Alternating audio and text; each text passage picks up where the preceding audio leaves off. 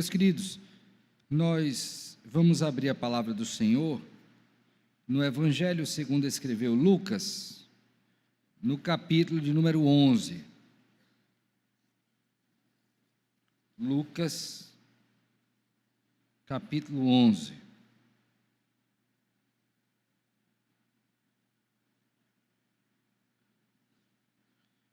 Vai ser o primeiro texto que nós vamos ler essa noite, introdutoriamente, mas eu quero que você já deixe marcado aí também, Mateus capítulo 6, seguindo o início que foi dado pelo pastor na semana passada, tratando da oração, nós vamos voltar também para esse texto de Lucas, de Mateus 6, tendo lido Lucas 11, tá bom? Então, antes de lermos, vamos orar e pedir a Deus que nos abençoe nesta noite.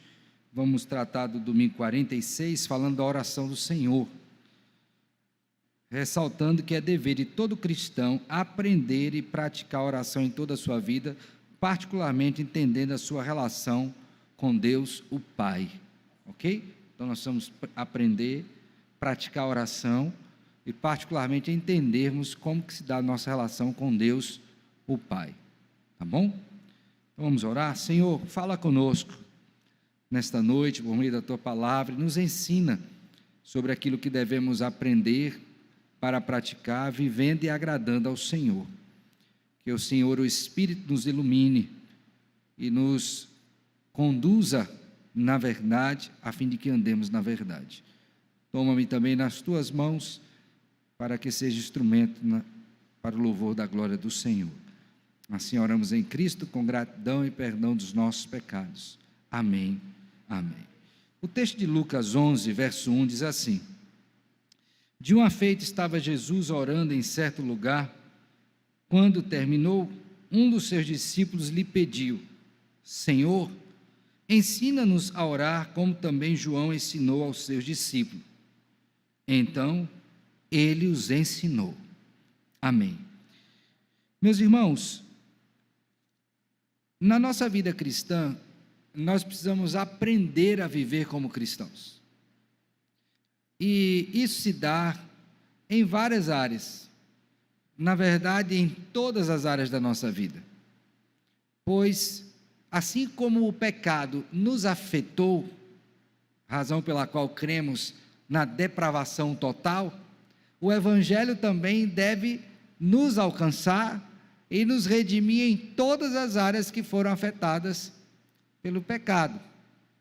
Então não há uma só área da nossa vida em que a gente não precise aprender a viver de modo agradável a Deus. Você precisa aprender a comer, você precisa aprender a descansar, você precisa aprender a trabalhar, não é? Você precisa aprender a se divertir à luz do Evangelho. Você precisa aprender a ler a Bíblia, como deve ser lido. Você precisa aprender a se relacionar à luz do Evangelho. E também nós precisamos aprender a orar, porque de modo comum, todo homem tem, dada a nossa condição de criados à imagem e semelhança de Deus, esse desejo de se relacionar com o sagrado, com a divindade. E isso é patente aos nossos olhos, basta a gente dar uma rápida observada nas várias religiões que há no mundo, você vai ver essa inclinação natural do homem. Aqueles que dizem que o homem tem a semente da religião. E isso, para nós, deve ser compreendido à luz do fato de que fomos criados à imagem e semelhança de Deus. Mas, mesmo depois de regenerados, portanto convertidos, catequizados, discipulados, batizados, ainda assim é possível que a gente se apanhe sem saber orar como convém. E o Senhor Deus atendeu, na pessoa bendita do Senhor Jesus Cristo, a esse sábio pedido dos seus discípulos. Se você observar comigo, mais uma vez, o texto de Lucas capítulo 11, verás que o Senhor Jesus Cristo estava orando, o que era comum, e Lucas, inclusive, o evangelista, é o que mais registra essa atividade na vida do Senhor Jesus Cristo. Não somente ele orando, mas ensinando a orar, mostrando como deve fazê-lo. E aí os discípulos vêm, e quando Cristo termina de orar, os seus discípulos vão até ele e dizem: Senhor, ensina-nos a orar, como também João ensinou aos seus o quê? Discípulos. Note que já havia um ensino sobre a oração, inclusive da parte de João Batista, mas não era esta ainda a forma correta. Não era a forma que os discípulos deveriam orar a partir do ministério do Senhor Jesus Cristo. Então eles pedem a Jesus isto, tendo como base o padrão de Cristo e o ensino de João, a prática de ensinar a orar, e aí então Cristo bondosamente responde. Está aí o verso número 2. Então ele os ensinou. E aí, irmãos, quando você vai observar o ensino do Senhor Jesus Cristo sobre a oração, você vai contemplar que pelo menos duas coisas são importantíssimas quando você vai orar: o conteúdo e a forma. E tudo na vida passa por essa mesma perspectiva, tá? Não é só o conteúdo, mas é a forma. Não é só a forma, mas também o quê? O conteúdo. Então Cristo ensinou um modo organizado, lógico da oração, e ensinou os termos da oração. E ele foi mais adiante, ainda ensinou os motivos, que aí estão presentes no texto que eu não li, do verso 5 até o verso 13, que é a crença na bondade de Deus, não é? E a crença de que Deus vai atender a sua oração, inclusive lhe dar aquilo que você necessita. Então, o que eu e você precisamos saber logo no início, introdutoriamente, portanto, que é o maior interessado em que nós aprendamos a orar é o Senhor. Talvez você não queira aprender, ou ache até que já sabe, mas o Senhor deixou registrado em sua palavra o modo pelo qual nós devemos o quê? Orar. Então, como discípulos, o que é que eu tenho que fazer? Aprender a orar, a vida toda. E aí, irmãos, diante daquela pergunta que temos para o dia de hoje, domingo 46, né, embora não seja domingo, é bom que se diga, a gente vai aprender que, além do dever de aprender e praticar a oração, nós temos que entender que tipo de relacionamento está dentro do aprendizado nós desenvolvemos com o Senhor, o Pai. Porque é possível, como já vimos inclusive em outro momento, que a gente se aproxime de Deus de modo inadequado, e se dirija sem reverência, sem temor, sem o respeito devido, sem a fé, sem a disposição de se perceber como filho, e Deus então nos ensina sobre isso. Então, por que o Senhor, agora eu queria que você fosse aí para Mateus capítulo 6, inicia a oração adotando estes termos que vemos aí em Mateus 6, verso de número 9. Veja comigo, ele diz assim: portanto, vós orareis assim, ou seja, para orar deste jeito. Cristo não está ensinando uma reza. Lembra que à luz do que eu acabei de dizer em Lucas capítulo 11, ele está aqui mostrando para nós conteúdo e forma, além das motivações. Então ele está dizendo para você se tornar um tagarela disso aqui, embora você possa recitá-la, porque é uma oração bíblica. Não há problema em orar a escritura, é bom que se diga isso, mas não é um mantra. Eu vou ficar repetindo, 10 não sei o que, 20 não sei das quantas, e isso vai trazer mais bênção de Deus para ele. Quanto mais, não é assim não, é com compreensão, com entendimento do que está sendo feito, ok?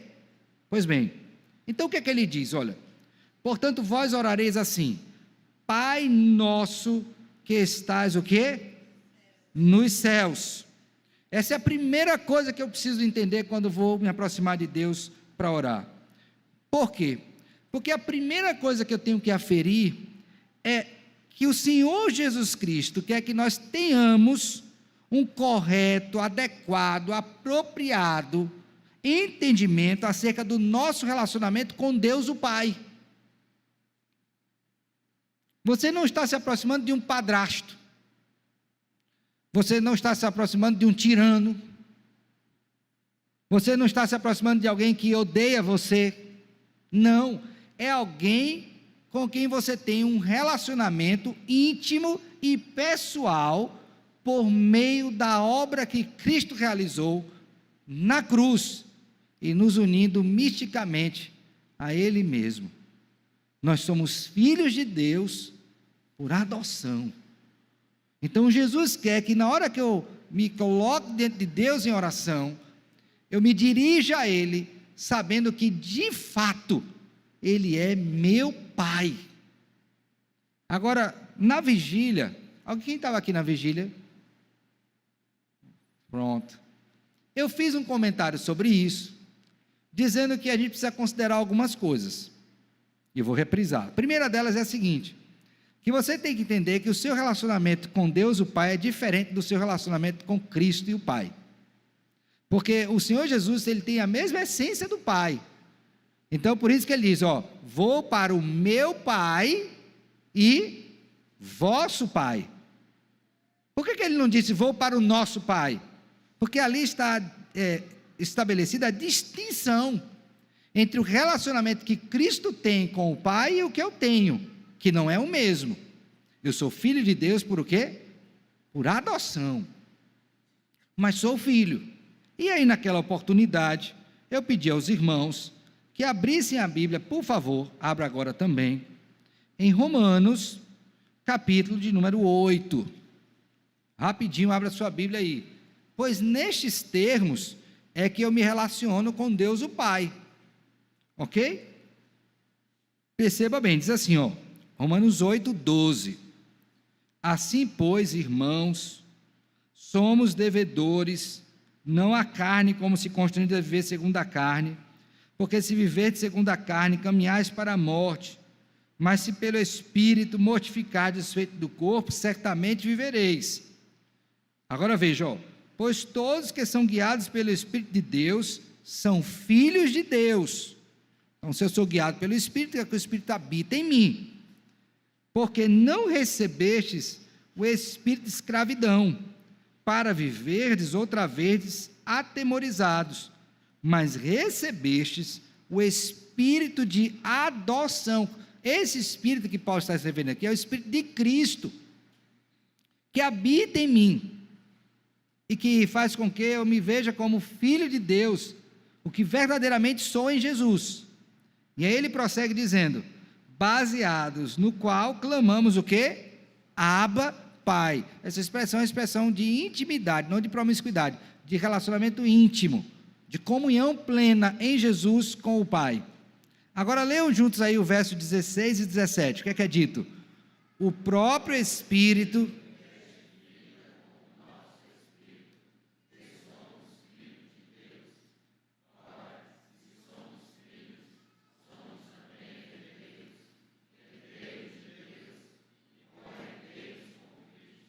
Se com ele...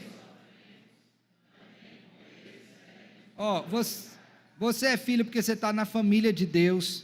Você é filho porque você é irmão de Jesus Cristo. Você é filho porque você tem agora um novo nome dado pelo seu Pai em Cristo. Você é filho porque você tem herança reservada. Ora, quem não é filho tem isso? Não. Filho, quem não é filho não tem direito à herança, quem não é filho não tem direito a nome, quem não é filho não faz parte da família, quem não é filho não pode chamar de pai quem não é pai. Mas nós temos isso. Agora, os nossos pais reformadores, ao escrever esta pergunta, eles disseram uma coisa interessante. Por que Cristo nos ordena dizer isso logo no início? Olha só a resposta, como é piedosa. Diz assim, pergunta 120. Porque Cristo quer despertar em nós, logo no início, como base da oração. Então, por que foi logo no princípio? Porque Ele quer despertar em você alguma coisa. Em mim, o quê? Olha bem. Respeito. Por quem? Por Deus o Pai. Então, não é o fato de eu ser meu pai que eu vou desrespeitar. Confiança. Respeito e o quê? Confiança. Como uma criança para com Deus. pois Deus se tornou nosso Pai por Cristo. E muito menos do que nossos pais nos recusam bens materiais, Ele nos recusará o que lhes pedirmos com verdadeiro o quê? Fé. Então Ele quer que a gente respeite a Deus o Pai. Ele quer que a gente confie em Deus o Pai. Que a gente creia que Ele vai nos dar o que é necessário. Irmãos, quando eu vi essa pergunta, eu fiquei perguntando, meu Deus, eu confio nesse tanto mesmo.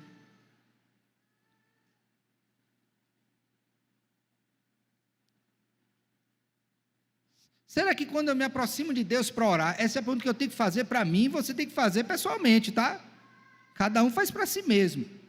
Quando você vai orar a Deus, você ora com respeito, você ora com confiança, e aí eu fiquei pensando, meu Deus, o que é que pode provar que a gente de alguma forma está agindo desrespeitosamente? Por exemplo, ó, eu não estou dizendo que a oração quando a pessoa está deitada, Deus não atende não, viu? Porque se uma pessoa estiver enferma no leito, como é que ela vai orar em pé? Não tem como, né? Ela está deitada mesmo. Às vezes até em decúbito ventral, né? De cabeça para baixo, como é que ela vai orar? Não tem como levantar, mas ela pode estar orando. Mas às vezes a nossa postura física revela falta de respeito. Então vai almoçar em casa, aí bota o pé em cima da mesa, ô Senhor Jesus, abençoa. Além de ser uma falta de educação, é uma falta de respeito. Não é? Ou estou errado? Quantas vezes a gente pode, irmão, no nosso quarto se ajoelhar diante de Deus, a gente não faz. E a gente vai olhar e é o nosso coração que está empedernido, frio, insensível. Se está diante da maior autoridade do universo, que é seu Pai, mas você não reverencia. Então sonde o seu coração e veja qual é a sua postura ao se aproximar de Deus, pois o Senhor Jesus quer despertar isso em nós, respeito para com Deus, a honra devida. Essa é uma forma, postura. A outra são as palavras que a gente se dirige. Ô meu velho, o Senhor sabe, meu velho, desculpa Senhor, não estou falando contigo, me perdoe, estou dando um exemplo para vocês, viu? Não estou falando com Deus assim não, mas tem gente que usa esse palavreado, inadmissível. Eu não estou dizendo que você tem que falar, talvez você nem saiba, né, o português bem polido, não estou dizendo que você tem que usar todos os pronomes de tratamento, mas a sua fala pode demonstrar também falta de respeito. Cuidado com isso. E tudo isso parte daqui. Então a primeira coisa que Cristo quer despertar em mim, no meu coração, é a reverência devida a Deus o Pai.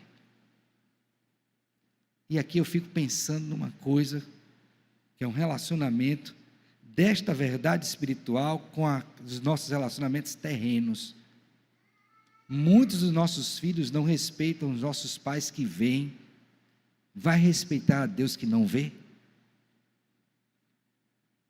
Esse princípio está na Bíblia, não é? Se eu não amo a meu irmão, a quem eu vejo, como é que eu vou amar a Deus que eu não vejo? Mas o povo brinca.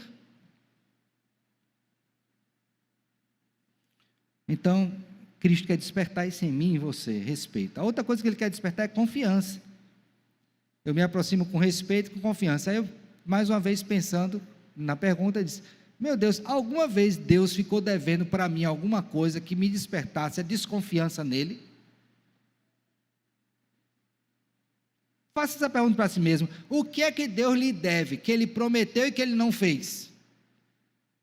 Talvez você tenha crido naquilo que Ele nunca prometeu, achando que Ele tinha prometido. Ele não prometeu. Você olhe direitinho na Bíblia, estude, medite e descubra que Deus nunca disse isso para você. Aí você pede perdão a Ele por ter crido num erro, num falso ensino. Mas quando foi que Deus lhe prometeu alguma coisa que Ele não cumpriu? Onde foi que Ele agiu com infidelidade? Nunca. Na verdade, a fidelidade é parte do seu ser perfeito. Tu és fiel, Senhor, cantamos. Então, quando eu vou orar ao Senhor, eu preciso ter esta reverência e a confiança que Deus é fiel. Quer ver um exemplo? Abra sua Bíblia, por favor, 1 Coríntios capítulo 10. 1 Coríntios 10. Me diga uma coisa, você é tentado? Pense. A resposta tem que ser o quê? Sim. Se você orar a Deus, pedindo para Ele te livrar das tentações, não deixar cair nela, há alguma promessa de Deus de que Ele pode te livrar das tentações? Sim ou não? E por que na hora que você cai, você diz, ai meu Deus, o Senhor bem que podia ter me livrado? Não, Ele te livrou, você que não creu, e não usou os meios que Ele deixou para que você não caia. Então, 1 Coríntios 10, verso 12 e 13, diz assim: aquele, pois, que pensa estar em pé, veja que não o quê? Primeira coisa boa é de Deus, meu filho, cuidado, não pense que você está bem não, porque você estando bem, você pode cair. Você pensa que está em pé, mas vamos supor que você seja bem tentado, tá? Verso 13, não vos sobreveio tentação que não fosse humana. Toda a tentação o quê? Que veio aqui, humana. Cada um é tentado por sua própria cobiça, quando essa atrai e seduz. Agora veja, ó, mas Deus é fiel e não permitirás que sejais tentado além das vossas. Eu tenho que crer nisso.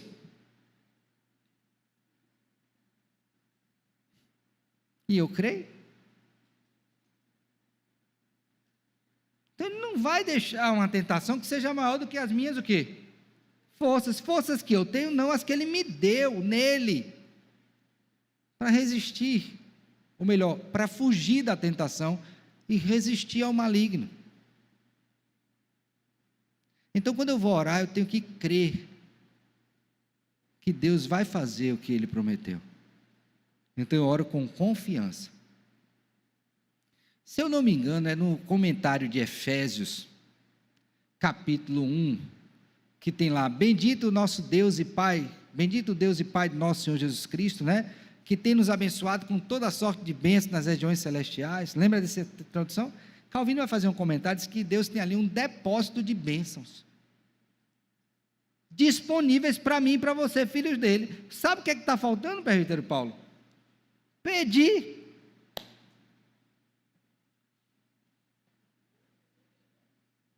Mas quais são as bênçãos de Deus para a minha vida se eu não peço, se eu não conheço a Bíblia?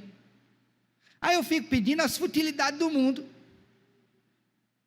que Deus nunca ordenou para eu pedir, e que me dispersam dos verdadeiros pedidos. Então eu tenho que me aproximar do meu Pai, dizendo, Senhor, tem um depósito de bênção para mim, agora me ajude a entender, à luz da Tua palavra, o que está aí reservado para mim, que se eu pedir eu vou ter. Pedido bem assertivo, né? Tem que ler e meditar. Então eu me aproximo com reverência, com respeito e com fé. Por isso que a primeira coisa da oração é o quê? Pai Nosso. Não é bom ter um pai assim?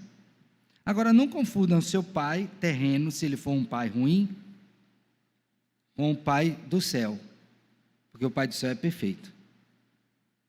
Tire essa imagem, não queira associar, porque está totalmente diferente. Ok? Segunda e última coisa.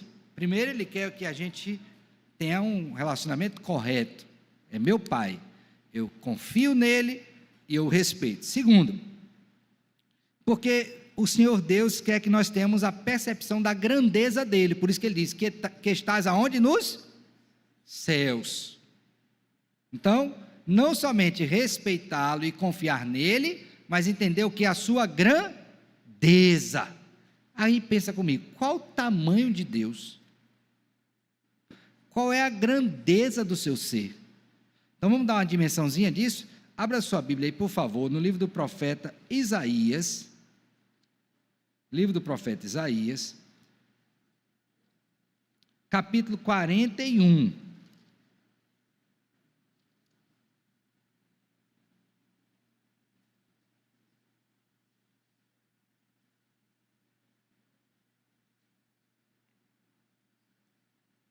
Perdão, capítulo 39, depois nós vamos ler o 41. Primeiro vamos começar do 39.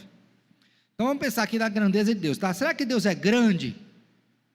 Quão grande Ele é? A gente canta, né? Quão grande é o meu Deus, né? A gente não canta? Mas quão grande Ele é? Vamos ver. Isaías, eu disse quanto? 40. Me perdoe, tá? Diferente de Deus eu erro. Verso 12. Que é outra música que a gente canta. Quem na concha de sua mão mediu as águas e tomou a medida dos céus a palmo.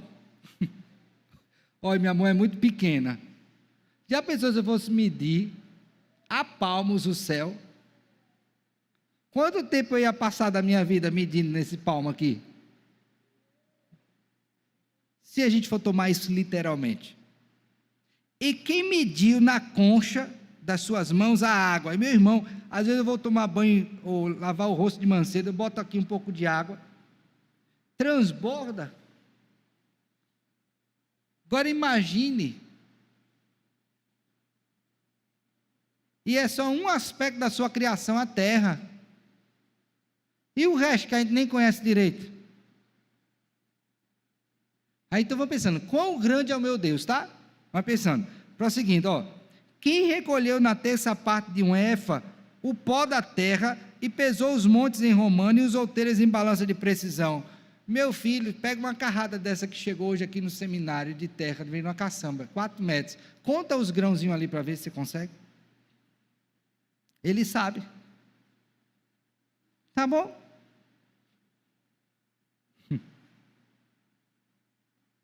Mas, se a gente fosse oferecer um sacrifício a Ele, quão grande tinha que ser esse sacrifício? Agora veja o verso 16. Nem todo o Líbano basta para queimar, nem os seus animais para um holocausto. Todas as nações são perante Ele como coisa que não é nada. Ele as considera menos do que nada, como um vácuo. Aí vem a pergunta que é clássica: com quem comparareis a Deus? Ou com que coisa semelhante confrontareis com Ele? Agora veja o verso 25. A quem, pois, me comparareis para que eu seja seu igual? Então, quando Cristo diz assim, Pai nosso que estás nos céus, quando você ouvir essa expressão, nos céus, você remete-se logo à grandeza desse Deus. Agora veja a grandeza dele e, por exemplo, o seu problema. Quem é maior? Eu não estou dizendo que o seu problema é pequeno, não. Estou perguntando quem é maior.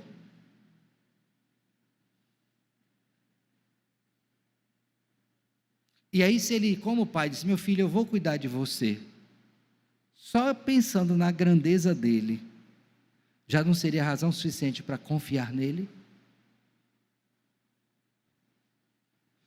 E aí eu fico pensando, porque o Senhor Jesus Cristo: meus filhos, não vos inquieteis de coisa alguma, não andeis ansiosos, porque vosso Pai nos céus sabe que necessitais de todas elas.